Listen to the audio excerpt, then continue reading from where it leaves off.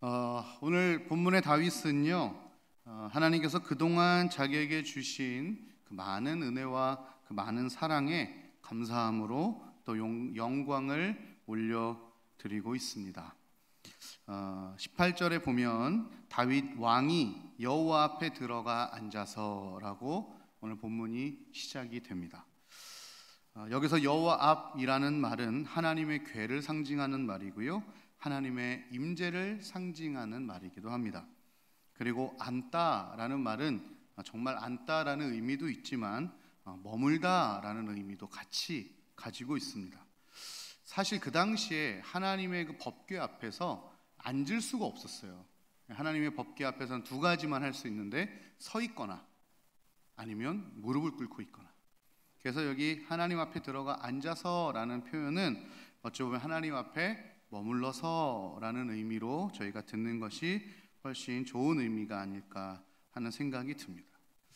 여러분, 다윗에게 별명이 하나 있어요. 하나님이 다윗에게 별명을 지어주셨는데 그 별명이 뭔지 혹시 기억나세요? 이는 내 마음에 합한 자다.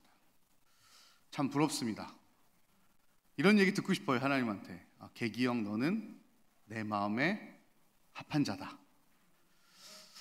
우리 자기 이름 넣어서 한번 해볼까요? 시작. 계기영, 너는 내 마음에 합한 자다.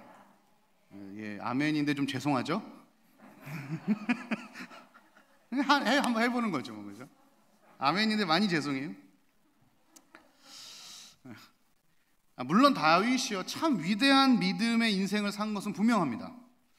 그의 인생 전체를 살펴보면, 근데 꼭 하나님 마음에 이렇게 딱 합했다고 하기에는 사실 저희가 알고 있으니까 부족한 부분들이 너무도 많아요. 그죠? 뭐 많이 있지만 가장 큰 것이 뭘까요? 그의 충신, 우리아의 아내 밧세바를 성폭행하고, 그것도 모자라서 자기의 신하를 살인교사에서 죽이는 엄청난 죄를 지었던 사람이 다윗이었습니다. 그리고 말년에는 그의 국력을 과시하기 위해서 교만한 마음으로 인구조사를 강행했다가 하나님께 큰 벌을 받기도 합니다.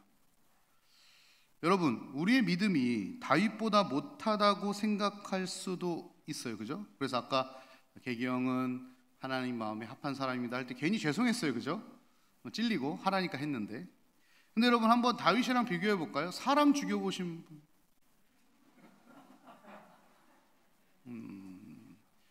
혹시 입에도 담기 힘든 이 끔찍한 범죄? 깜짝 놀랐어요. 누가 이렇게 손을 드셔가지고 깜짝 놀랐어요. 나 깜짝 놀랐어요. 네, 머리를 넘기시, 이 타이밍에 꼭 이렇게 머리를. 아마 거의 없을 거예요. 제가 거의라는 단어를 붙이겠습니다. 있을 수 있으니까. 거의 없을 거예요. 우리의 죄는 좀 짜잘해요. 단지 양이 좀 많을 뿐이지 우리의 죄는 좀 짜잘합니다.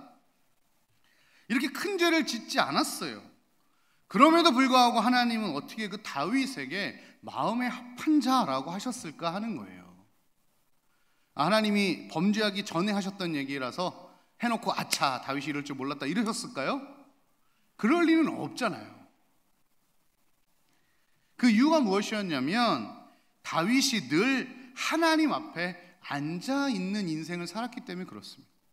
다시 말해서 하나님 앞에 머물러 있는 인생을 살았기 때문에 그렇습니다. 힘든 일이든 좋은 일이든 괴로운 일이든 억울한 일이든 그것이 엄청난 죄, 사형을 당할 만큼 큰 죄를 지었던, 그래서 하나님 앞에 벌을 받을 만큼 교만한 어떤 무엇인가였던 상관없이 그의 인생의 모든 순간마다 그는 하나님 앞에 머물러 있었다는, 칭찬을 들어도 하나님께 들었고 벌을 받아도 하나님께 받았다는 거예요. 하나님은 우리가 완벽하지 않다는 걸 알고 계십니다. 알고 계세요. 그래서 우리가 완벽해지기를 원하시는 분이 아니에요. 그럴 수 없어요. 그렇다고 해서 내 마음대로 사는 걸 원하시지도 않습니다. 하나님이 원하시는 건 무엇인가? 어떻게든지 우리가 하나님 앞에 서 머물러 있는 것을 원하시는 거예요. 그런 사람이 바로 다윗이었습니다. 다윗도 알아요. 자기가 하나님 마음에 합한 자라는 별명을 갖기에 너무너무 부족한 사람이라는 것을 누구보다 잘 알았던 다윗이에요. 그래서 18절 후반절에 보면 이런 고백을 해요. 주 여호와여, 나는 누구이오며 내 집은 무엇이기에 나를 여기까지 이르게 하셨나이까. 지금 왕이 된 모습인데도 불구하고요, 겸손하게 하나님 앞에 낮아지고 있어요. 왜요? 그의 인생을 돌아보니 내가 누구야? 여러분, 다윗이 누구였습니까? 그의 아버지한테도 무시를 당했던 사람이 다윗이었잖아요. 그죠? 네, 선지자 앞에 세우지도 않을 만큼 집에서 존재감이 없던 사람이었어요. 기름 부음을 받았지만 아무 특별한 일이 일어나지 않았어요.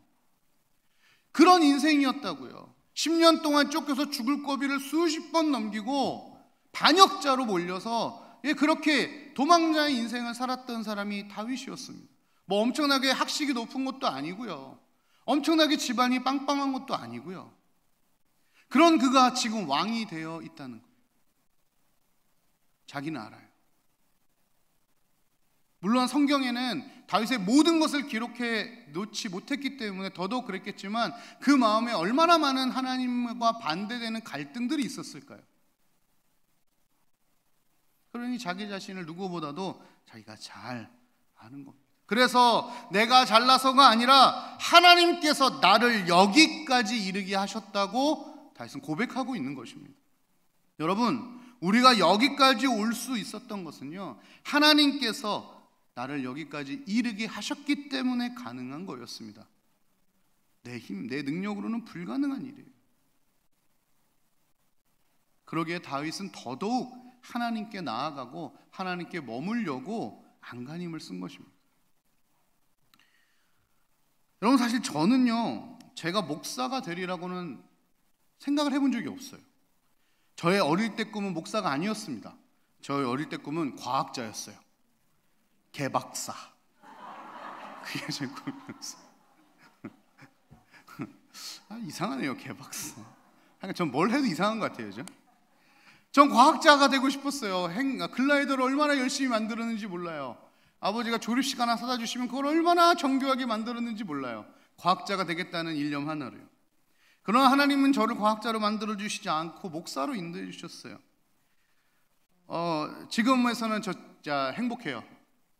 과학자보다는 이게 나은 것 같아요. 개박사보다는 개목사가 나은 것 같아요. 하나님께서 여기까지 이르게 하셨죠. 집이 기독교 집안도 아니었고요, 1년이면 큰 제사가 12번, 14번씩 있던 아주 유교의 뿌리 깊은 집안이었고요, 2살 때 집 전체가 사기를 당해서 완전히 망해도 이렇게 망한 집안이 없을 만큼 쫄딱 망한 어린 시절에 가난을 경험해야 했던 삶을 살았죠. 중2 때 하나님께서 저를 부르셨어요. 수련회 때 불러주셨어요. 그래서 여러분, 수련회가 중요합니다. 수련회 때 불러주셨어요. 근데 그렇다고 인생에 뭐 특별한 변화가 없더라고요. 하나님이 저를 구원했다고 알게 되고, 하나님 저를, 우와, 하나님 날 구원하셨구나, 이 믿음의 확신이 확 생기면 뭔가 세상이 하얗게 변하고 막 그럴 줄 알았는데, 여전히 저희 집은 가난하고, 여전히 저희 집은 제사를 12번씩 드리고,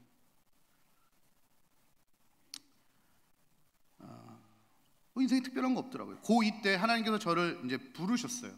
목회자로 저를 부르셨어요. 내가 너 쓸 거야. 근데 그게 너무 강력해서 그 부르심에 제가 거절조차 할 수 없어, 입도 뻥끗 못했거든요. 근데 그렇게 저를 목회자로 부르셨음에도 불구하고 제 인생에 특별한 일이 일어나지는 않았어요. 갑자기 막 말씀을 보는데 말씀이 확 막 이러지 않았어요. 막 찬양인도 막 하늘이 열리고 이러지 않았어요. 똑같아요. 그리고 목사가 되기까지 참 우여곡절의 많은 시간들을 보내왔습니다. 사실은 하나님 보시기에 늘 거룩하고 순결하게 살아오지도 못했습니다. 얼마나 더럽고 탐욕스럽고 음란하고 얼마나 그렇게 살아왔는지 몰라요. 그런데 하나님을 만난 후에 저 안에 변화가 하나 있다면, 늘 제 깊은 곳에서 이 솟아나는 음성이 하나 있어요. 그게 뭐냐면 내가 할 거야 라는 거예요. 제 음성이 아니고 하나님께서 제게 주신 음성이에요. 내가 할 거야. 그냥 푸념으로 던지는 얘기가 아니라 정말 하나님께서 다 하실 거라는, 어떻게 보면 다른 사람들이 보면 참 근거 없는 이상한 자신감이야 라고 생각할 만큼 저에게는 이상하게 자신감이 있었어요. 왜요? 뭐 저도 삶이 평탄하거나 평안하지만은 않았거든요.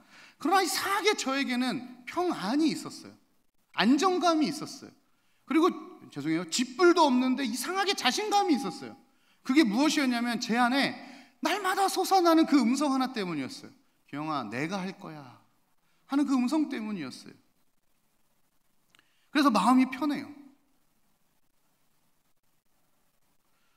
왜냐하면 그 내가 할 거야 라는 그 말을 들으면, 하나님이 쫙 그 말씀을 주시면 어떤 상황과 상관없이 제 안에 소망과 기대라는 것이 생기기 때문에 그렇습니다.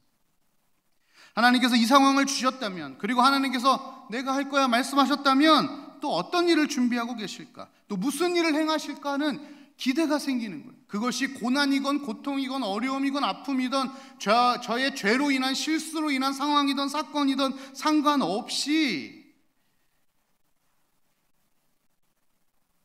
하나님께 기대가 되는 거예요.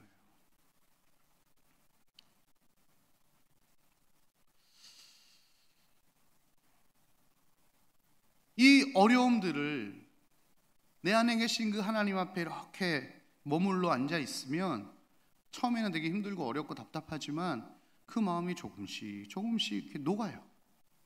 그래서 어느 순간 아하, 오케이, 하나님 어떻게 하시는지 한번 보자 하는 기대가 생기게 돼요. 여러분, 모태신앙인 분들, 그리고 하나님을 오래 믿었던 분들 중에 믿음이 뭔가 좀 뜨뜻미지근한 분들 계시잖아요. 그죠? 주변에 계시죠? 나는 아니죠, 그죠? 주변에 계시죠? 오른쪽에, 왼쪽, 앞뒤에 계세요, 그죠? 문제는요, 그들이 믿음이 없는 게 아닙니다. 여러분, 그들 믿음이 없지 않아요. 왠지 아세요? 그분들에게는 누구도 흔들지 못하는 하나님에 대한 믿음이 있어요. 그렇지 않으면 그 뜨뜻미지근한 믿음으로 그 오랫동안 교회를 나올 수가 없어요. 나올 수가 없어요. 믿음이 있다니까요. 믿음 없지 않아요. 모태신앙 믿음 있어요. 교회 오래 다니신 뜨뜻미지근한 분들 믿음 있어요.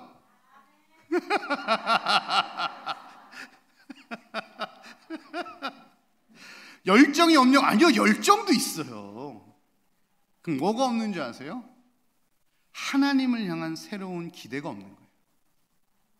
그러니까 인생이 뜨뜻미지근한 거예요. 왜요? 더 이상 기대할 게 없어요. 얼마나 재미없어요. 그러니까 믿음이 뜨뜻미지근할 수밖에 없어요. 내 인생 어제가 오늘이고 오늘이 내일이고 작년이 올해고 올해가 내년이고 무슨 믿음의 열정과 기쁨과 즐거움과 뭐 이런 게 어디 있겠어요? 여러분, 하나님에 대한 기대가 있으세요? 없으세요? 뜨뜻미지근하고 계십니까 지금? 왜 기대가 없겠어요? 쉽게 말하면 몰라서 그렇죠. 뭘 몰라서요? 하나님을 잘 모르니까요. 여러분, 휴가 때 아이들한테 워터파크 가자 하면 아이들 어때요, 반응이? 엄청 좋아할 것 같죠? 저희 아이들은 처음에 안 좋아했어요. 왜 안 좋아했을까요? 워터파크가 뭔지 몰라요. 한 번도 안 가봤으니까. 워터파크 가자. 워터파크? 아빠, 나는 그냥 핸드폰이 좋은데. 한번 데려가서 놀았어요. 두 번째, 워터파크 가자. 분위기 어떨 것 같아요? 예, 이틀, 3일 전부터 수영복을 집어넣고 물안경을 집어넣고. 왜요? 한번 놀아보니까 뭔지 아는 거예요, 이제. 그때부터 아빠가 뭐 하자 그러면 따라올까요? 따라와요. 왜요? 아빠랑 가면 재밌다, 신난다, 가면 맛있는 거 사준다, 알아요. 그래서 자꾸 제가 어디 가면 자꾸 따라오려고 그래요. 자동차 고치러 가는데 어제 자동차를 고쳤거든요. 자꾸 아들이 따라오겠다는 거예요. 왜? 따라오면 뭐라도 하나 떨어지는 걸 알아, 얘가. 마트 가서 뭐 하나 사줄 걸 아니까. 여러분, 하나님을 알지 못하기 때문에 자기의 인생을 하나님께 내어놓지도 못하고 그 인생을 내어놓지 못하기 때문에 하나님의 행하실 일에 대한 기대도 없어요. 그러니까 신앙생활이 재미가 없죠. 왜? 하나님은 맨날 똑같거든요. 여러분, 아까 우리 언제나 동일하신 주 찬양했는데 그 동일하신 주는 맨날 똑같은 하나님이 아니에요. 나를 향한 태도가 똑같으신 거지 얼마나 새롭고 버라이어티하신 하나님이신데요. 근데 왜 우리는 그 새롭고 버라이어티하신 하나님을 믿으면서도 미지찌찌근하게 뜨뜨뜨하게 이렇게 신앙생활 하느냐? 아까 말씀드린 하나님을 잘 몰라서. 아예 모르는 건 알아요. 아니에요. 우리가 구원받을 만큼만 하나님을 아는 거예요. 그런데 내일을 살아가고 다음 달을 살아가고 내년을 살아가게 하시는 그 하나님에 대한 우리가 지식이 없는 거예요. 그러니 일단 구원은 받아놨으니 내 삶은 내 뜻대로 살아가는 거예요.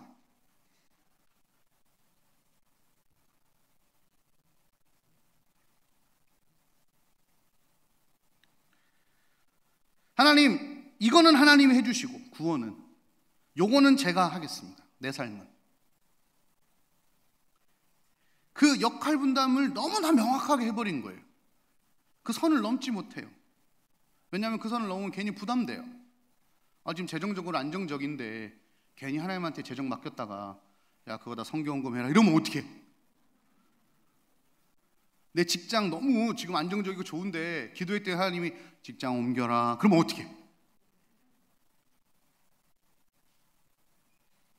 그래서 예전에 DTS 갔다 오신 분이 기도하기가 싫었대요.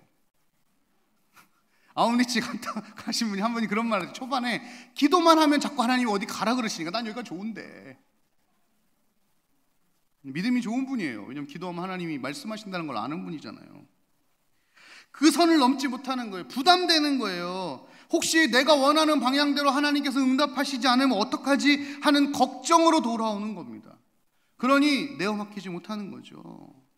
우리가 그렇게 내 안에 하나님의 세계를 자꾸 좁고 편협하게 만들어가면요 어느 순간 하나님이 너무 작은 분으로 느껴져요. 그저 주일 한 번 내 예배 받으시는 분, 내가 죽을 때 나 구원하시는 분, 내가 힘들 때 나 좀 도와주시는 분, 이 정도로 하나님을 내 안에 아주 작고 편협하게 내가 만들어버리는 겁니다. 더 이상의 하나님이 없는 것처럼 내가 정해놓은 내 안에 하나님의 경계를 만들어 놓고 살게 되다 보니 무슨 기대가 있고 무슨 떨림이 있고 무슨 역사가 있겠습니까? 여러분 우리 예전에 많이 들었던 예화 있어요. 바다에서 누가 낚시를 했대잖아요. 낚시를 하는데 고기를 잡으면 딱 30cm 자해가 재가지고 크면 버리고 그보다 작으면 어망에 넣는 거예요. 좀 이상하잖아요. 여러분 반대로 크면 어떻게 해야 돼요? 어망에 넣고 작으면 버리잖아요. 근데 이 사람은 자꾸 큰 거는 버리고 작은 것만 넣어요. 그래서 옆 사람이 물어봤어요. 뭐 하는 거야? 왜 큰 고기를 자꾸 버려? 그랬더니 뭐라 했냐면 우리 집 후라이팬이 딱 30cm야.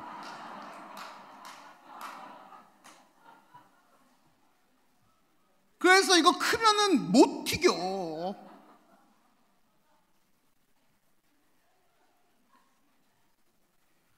이게 진짜 바보 같지 않아요? 잘라 먹든지 뭘. 여러분 근데 우리도 그러지 않습니까? 내 인생의 사이즈를 내가 딱 재가지고 하나님 이거보다 크게 역사하시면 던져요. 그냥 하나님 못 받겠습니다. 부담스러워요 하지 마세요. 저는 그럴 분량이 아닙니다. 이렇게.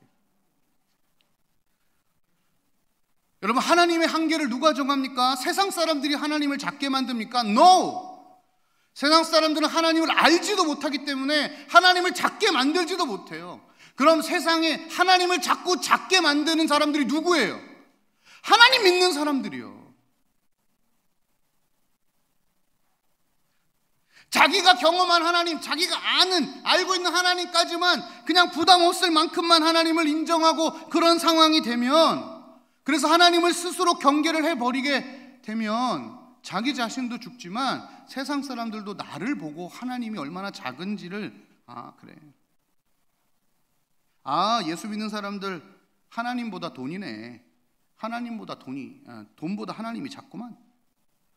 예수 믿는 사람들 말씀보다는 지 승질이 먼저네. 하나님보다 승질이 더하고 좀 괜찮고. 예수 믿는 사람들 자식 앞에서도 다 별 수 없네. 하나님보다 자식이 먼저가 맞구만. 예수 믿는 사람들 고난 앞에서 똑같이 별 수 없네. 하나님이 고난보다 작구만. 예수 믿는 사람 사업해도 똑같구만. 하나님이 사업보다 작네. 세상 사람들이 말은 안 하지만 우리를 통해 하나님을 더 작게 인식하는 겁니다.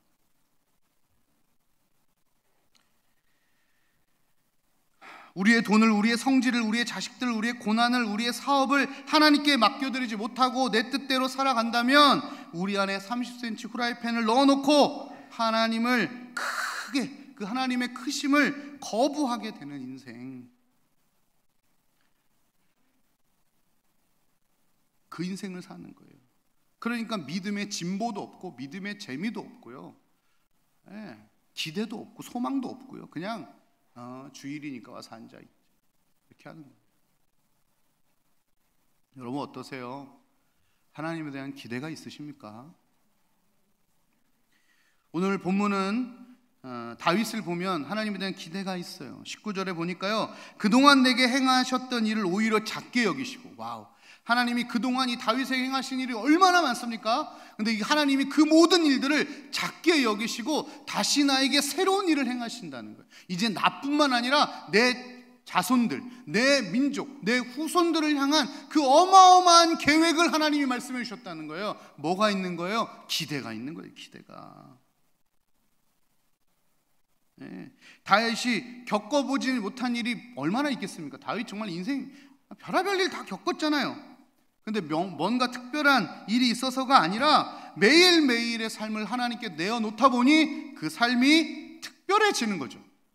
그래서 그런 찬양 하잖아요. 모든 시선을 주님께 드리고 살아계신 하나님을 느낄 때 내 삶은 주의 역사가 되고 하나님이 일하기 시작하셨다. 뭐 특별한 일이 있어서가 아니라 내 삶을 하나님께 맡겨놓는 순간 특별해지는 거예요.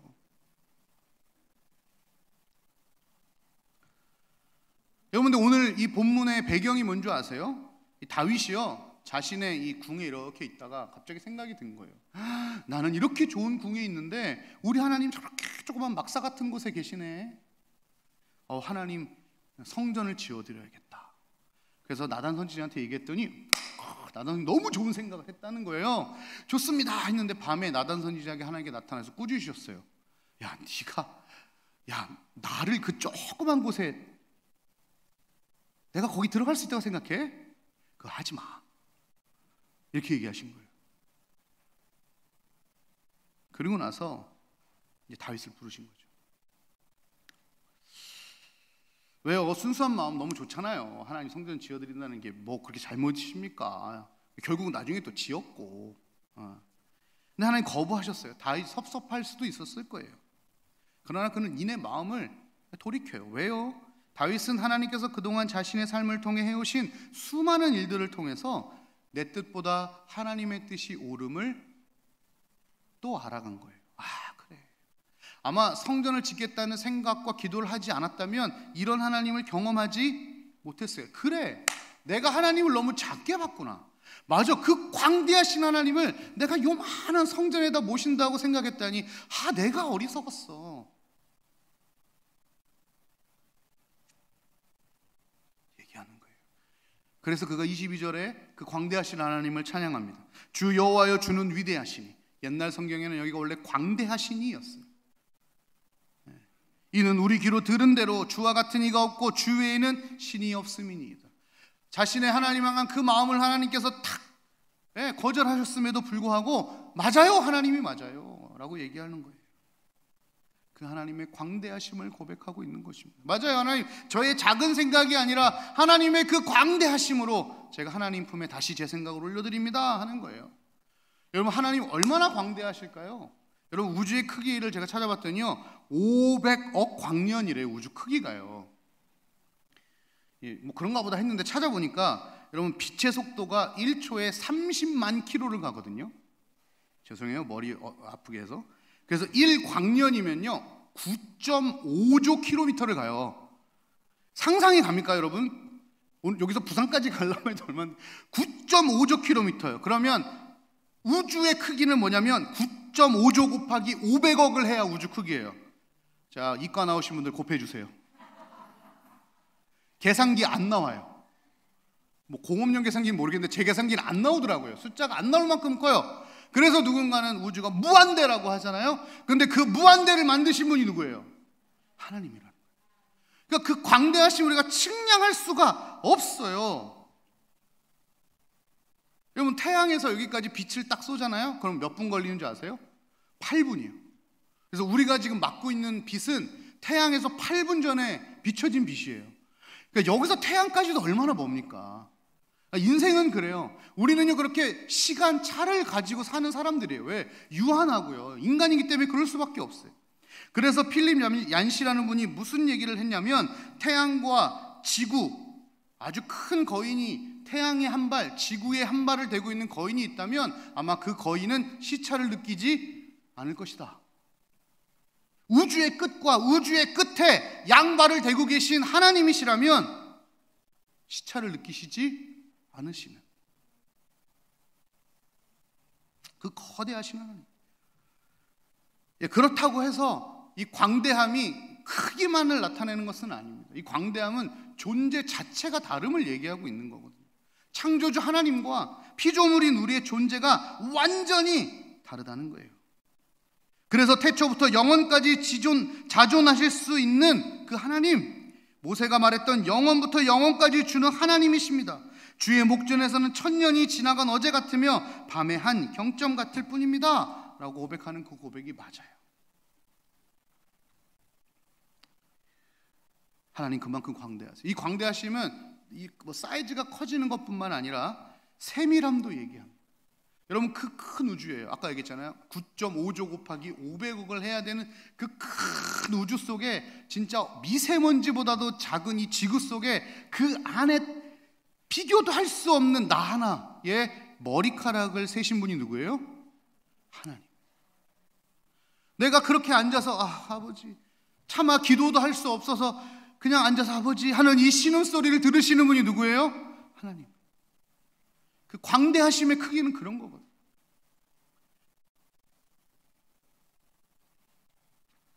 다윗이 그 하나님의 광대하심이 느껴지는 거예요. 그러니 그의 의중을 접고 하나님의 뜻에 따르기로 결정을 하는 겁니다. 여러분, 다윗만큼 하나님을 알 만큼 알았어 할 수 있는 사람이 누가 있겠어요? 근데 다윗이 난 이 정도면 하나님 아는 것 같아 하고 탁 여기까지 하고 스톱했으면요, 다윗은 거기까지 하나님하고 끝이에요, 그냥. 그런데 하나님은요, 끝까지 노년에 이르기까지, 그가 죽기 전까지 그의 모든 인생 매일매일을 계속 하나님 앞에 내어놓고 새로운 시도를 하는 거예요. 그러니 기대라는 것이 생기는 것이죠. 한 번은 그가 10년 동안 쫓길 때 너무 쫓겨서 블레셋이라는 시글락이라는 땅에 들어가요. 블레셋에게 스파이짓 한 거예요. 항복하고 저 이제 항복하겠습니다. 저 블레셋 사람으로 살겠습니다. 이래가지고 블레셋에 있는 시글락에서 1년 6개월 정도의 편안한 삶을 누려요. 그런데 하나님께 물어보지 않았어요. 그리고 나서 어떻게 되냐면 그 자녀들과 그 부하의 자녀들까지 모두 싹 잡혀가는 일이 벌어집니다. 처음 다윗의 부하들이 다윗을 죽이려고 돌을 들었던 장면이 거기에요. 그때 다윗이 어떻게 하냐면 도망가는 게 아니라 미안하다 하고 잽싸게 내가 뭘 잘못했지를 생각해요. 내가 하나님께 나아가지 않았지. 그래서 하나님 앞에 기도해요. 여러분, 자기의 처와 이 모든 자녀들이 지금 다 잡혀가는데 이게 기도할 일이에요? 이 기도할 일입니까? 좀 쉽게 얘기할까요? 요즘은 그런 일 없지만 내 자녀가 방금 차에 타서 유괴를 당했어요. 그럼 쫓아가야 돼요? 기도해야 돼요? 갑자기 이상해지죠? 야 그렇게 설교해놓고 그렇게 질문하면 뭐라고 대답하냐? 이런 거죠. 여러분, 지금 다윗이 그러고 있는 거예요. 가서 평생 종으로 살아야 될지도 모르는 자기 자녀와 처가 지금 잡혀가서 벌써 며칠 전에 갔는데 앉아서 뭐예요? 기도하는 거예요. 하나님 어떻게 할까요? 제가 따라갈까요 말까요? 이건 기도가 아니죠. 오히려 기도하려고 하나님 제가 따라갈 테니까 걔네들 좀 붙잡아 주세요 막 이런 기도를 해야 돼. 그것도 아니고 하나님 제가 따라갈까요 말까요? 이렇게 기도하고 있는 거예요. 그래서 하나님이 가라 말씀하시니까요, 내가 너희 자녀들 처 털끝 하나도 다치지 않게 하마 약속을 듣고 뛰쳐가서 구출해내잖아요. 그것이 어떤 상황이든 간에 하나님께 나아가야 해요. 하나님의 마음을 알아야 해요. 그래서 우리는 계속해서 하나님 앞에 나아가고 머무는 훈련을 해야 합니다. 지난 학기 훈련을 받으신 분들의 동일한 고백은 신청하기까지는 어려웠는데 막상 신청하고 훈련에 임하니 잘했다는 생각이 듭니다. 이런 거였어요. 새로운 하나님을, 새로운 말씀을 알게 해서 참 기쁩니다. 특히 우리 DTS 다녀오신 분들은 안 했으면 큰일 날 뻔했습니다. 저한테 그렇게 얘기하시더라고요. 목사님, DTS 아웃리치 갔더니요, 하나님이 저한테 말씀을 하세요. 무슨 일이에요? 그동안 제가 알지 못했던 하나님, 그동안 제가 만나지 못했던 하나님, 제가 거기 가서 만났습니다. 그래서 이제 예배가 기다려져요. 기대가 돼요. 그래서 주중 예배 계속 나오세요. 목사님, 저 요즘 예배가 너무 좋아해요. 많이. 하나님을 알아가는 노력을 멈추면 안 됩니다. 그 순간 우리는 더 이상의 하나님은 없다라고 스스로 단정 짓게 됩니다. 이 정도면 하나님 알 만큼 알았어, 이 정도면 뭐 괜찮아 하는 교만한 모습들이 우리 가운데 있으면 안 돼요. 찾아오긴 하죠. 여러분, 사단은요 결코 신자의 믿음 전체를 없애려 들지 않습니다. 왜요? 그것은 불가능하기 때문에 그렇습니다. 구원을 취소하려 들지 않습니다. 왜요? 그것은 불가능하기 때문에 그렇습니다. 대신 자꾸만 내 안에 하나님을 축소하게 만드는 일을 사단이 하고 있어요. 세상이 하고 있어요. 광대하신 하나님을 가능한 적은 하나님으로 보이도록 만드는 것, 그것이 사단이 하는 일이에요. 우리의 시야를 하나님이 아니라 계속 내 눈앞에 있는 상황들, 여건들에 집중시켜서요, 아무리 궁리를 해도 문제나 환란이 이해가 되지도 않고, 하여간 이거 어떻게 해야 되나? 하나님 왜 이러셨나?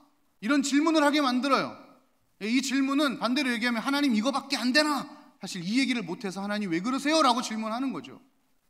자꾸 우리를 그렇게 만드는 거예요. 당장 먹고 마시고 입에 풀칠하는 것에 자꾸 우리 시선을 두게 합니다. 그래서 새도 꽃도 먹이시는 하나님의 그 진리를 까맣게 잊도록 만드는 것이에요. 여러분, 믿음은 이해하는 것이 아니고요, 기대하는 겁니다. 다 이해가 되면 어떻게 믿어요? 여러분, 다 이해가 되세요? 죄송해요, 저 목사인데 성경 다 이해 안 돼요. 그래서 설교할 때마다 이거 아버지 이래요. 그리고 설교하고 나서 내려와서 뭐 찾아봤는데 이거 몰랐네, 이럴 때 많아요. 이해하려고 노력은 하지만 다 이해할 수 없어요. 믿음은 뭐 하는 겁니까? 하나님을 기대하는 거예요. 기대하는 거예요. 은혜 받는 것에서 성향들이 있어요. 어르신들 보면 뭐 보통 그래요. 은혜의 찬양의 은혜 많이 받는 분들이 있어요. 그래서 찬양 끝난 후로 주무시는 분들. 그리고 말씀의 은혜 많이 받는 분들이 있어요. 그분들은 왜 이렇게 찬양이 기나 이러고 계신 분들도 있어요. 또 어떤 분들은 기도의 은혜 많이 받는 분들도 계세요. 그죠? 또 말씀도요, 어떤 분들은 논리적으로 1번, 2번, 3번 그래서 이렇게 하는 설교를 좋아하시는 분들이 있는가 하면, 어떤 사람들은 이렇고 저렇고 그렇고 이렇게 하는 설교를 좋아하시는 분들도 있어요. 사람마다 다 성향이 달라요. 그런데 대부분 그 성향 안에만 계신 경우가 되게 많아요. 우리 그거부터 새로운 시도를 좀 했으면 좋겠어요. 난 말씀 좋아한다. 그러면 찬양과 기도의 자리에 조금 더 갈 수 있도록 노력해 보는 겁니다. 나는 기도 좋아한다. 그러면 찬양과 말씀. 나는 뭐 찬양을 좋아한다. 그럼 말씀과 기도 앞으로.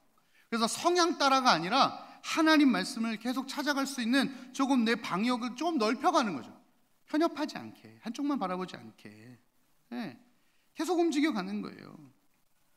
새로운 도전을 하는 겁니다. 여러분, 맛집이 생기면 저희 목현동에 이제 거기 먹자골목이잖아요. 새로운 집이 오픈하면요, 거기에 처음엔 줄을 씁니다. 왜요? 먹어보려고요. 맛집이니까. 근데 하나님이 새로운 일을 행하시면 줄을 잘 안 서요. 여러분, 새 신상백이 나오면 백화점 앞에 하루 전, 이틀 전 줄을 서서 그 백을 사더만요. 그런데 하나님의 새 일이 행해지시면 거기에는 줄을 잘 안 서요.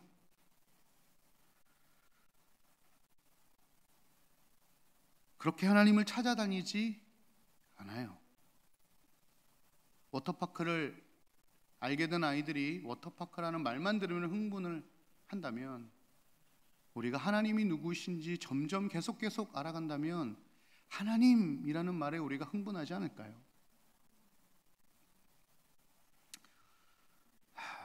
그래서 자꾸 사단은, 세상은요, 우리의 삶의 가치를 떨어뜨려요. 먹고 살면 사는 거라고 자꾸 얘기하거든요. 몇 년 전이었던 것 같아요. 나라가 발칵 뒤집힐 일이 하나 있었죠. 나로호를 만들어놨던 그 본체가 한 300억 정도 하는 거를 고물상에 700만 원에 판 사건이 있었어요. 모르셨죠? 최첨단 장비였어요. 300억짜리를요 고물상에 700만 원에 팔았어요. 아무도 몰랐어요. 담당자가 바뀌어서 뭐 물품 대장도 잘 안 주고 관심도 없고, 저거 안 쓰니까 가져가세요 해갖고. 그런데 이 고물상 이분이 보니까 이게 예사기기가 아닌 거야. 그래서 그분이 다시 연락이 왔어요. 이거 나한테 팔아도 되냐고. 여러분, 우리 인생을요, 세상은 자꾸 이렇게 속여요. 300억짜리 나로 그 최첨단 그 테크닉이 잔뜩 들어가 있는 그거를요 그냥 고철값으로 팔듯이요, 세상은 우리 안에 그 귀한 하나님이 계심에도 불구하고 우리를 그냥 육신으로 덤핑 취급해서 살게 만드는 거예요. 헐값에 파는 거죠. 여러분, 더 이상의 하나님은 없다고 우리 교만 떨지 맙시다.